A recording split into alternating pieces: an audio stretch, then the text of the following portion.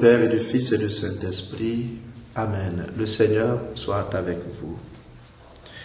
Esprit Saint qui habite chaque être humain, tu viens déposer en nous ces réalités d'évangile si essentielles, la bonté du cœur et le pardon, aimer et l'exprimer par notre vie, une des sources de la paix et de la joie.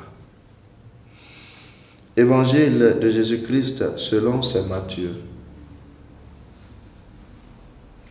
En ce temps-là, Jésus était en route. 2 aveugles le suivirent en criant « Prends pitié de nous, fils de David !» Quand il fut entré dans la maison, les aveugles s'approchèrent de lui et Jésus leur dit « Croyez-vous que je peux faire cela ?» Ils lui répondirent « Oui, Seigneur. » Alors il leur toucha les yeux en disant « Que tout se passe pour vous selon votre foi. » Leurs yeux s'ouvrirent et Jésus leur dit avec fermeté « Attention, que personne ne le sache. » Mais une fois sortis, ils parlèrent de lui dans toute la région. Acclamons la parole de Dieu. 2 questions me sont venues à l'esprit en méditant ce passage de l'Évangile où 2 aveugles ont manifesté leur foi et ont reçu de la part de Jésus la guérison. La première question est celle-ci. Quand nous récitons notre credo ou quand nous disons que nous croyons en Jésus, est-ce qu'on le dit du bout des lèvres ou bien c'est vraiment l'expression de notre conviction? Ces 2 aveugles ont obtenu grâce pour avoir manifesté leur foi.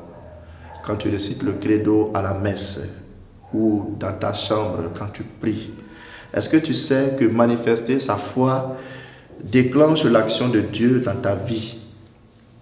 La parole de Dieu dit que Jésus est allé dans un milieu où les gens n'avaient pas de foi et qu'il fit là-bas très peu de miracles.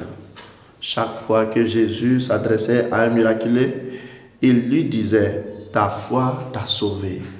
Oui, chers chrétiens, notre foi en Jésus nous sauve et déclenche ces miracles dans nos vies. La seconde question est celle-ci.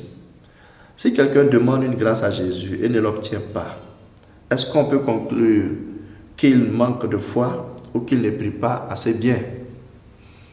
En effet, il est très courant de voir des personnes qui n'ont pas encore eu gain de cause depuis qu'ils s'adressent au Seigneur Jésus pour une grâce.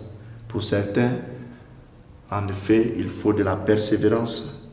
Pour d'autres, ils ne savent pas ce qu'ils demandent. Ils ne savent pas que ce qu'ils demandent peut les éloigner de Dieu.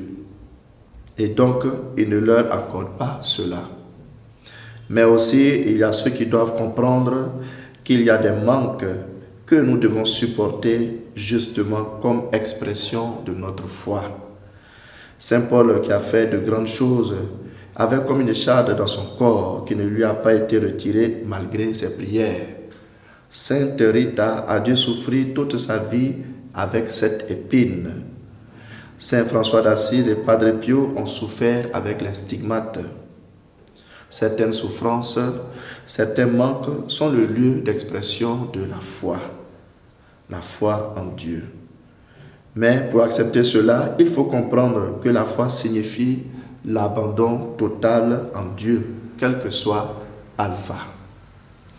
Alors aujourd'hui, chers frères, chères sœurs, présente avec foi ta situation à Jésus. Il guérit, il sauve. Fais-le avec foi.